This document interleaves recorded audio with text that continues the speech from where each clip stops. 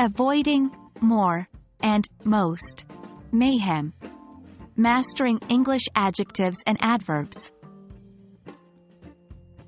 Hello, English learners. Welcome back to another insightful session where we explore the beauty and intricacies of the English language. Today's topic is the misuse of more and most. We'll delve into common mistakes in using these words, and we'll talk about how to avoid them. Remember, proper usage of more and most can add a lot of fluidity and clarity to your conversations. So, let's dive in. More and most are used to form the comparative and superlative degrees of adjectives and adverbs, respectively. For instance, we use more to compare two things, more beautiful, more interesting, and most to describe the highest degree among three or more things, most beautiful, most interesting. Common mistake alert. While this rule works for many adjectives and adverbs, it's not always the case. Many two-syllable words and all one-syllable words follow a different rule, where we add or for the comparative form, colder, taller, and est for the superlative form, coldest, tallest. Misusing more and most with these words is a common pitfall. So, more cold or most tall would be incorrect. English is notorious for its exceptions, and this is no different when it comes to more and most.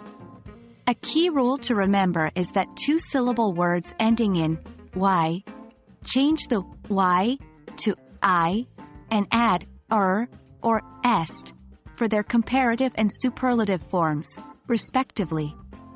For example, happy becomes happier and happiest. Be careful.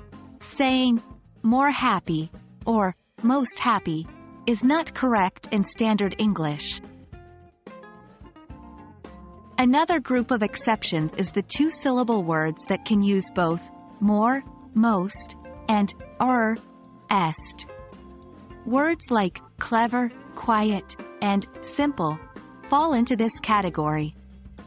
You can say more clever or cleverer, most quiet or quietest, more simple or simpler. Both forms are correct, but the usage may depend on the regional dialect. Lastly, let's talk about irregular comparisons. Some words completely change in their comparative and superlative forms. The most common examples are good, better, best, and bad, worse, worst. Using more or most with these words, like more good or most bad, would be incorrect. And that's a wrap on our discussion on the misuse of more and most. Remember, practice is the key to mastering these nuances.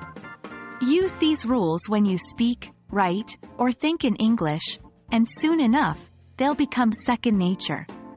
If you make a mistake, don't worry. Every mistake is a learning opportunity. Keep practicing, keep learning, and see you in the next session. Happy learning!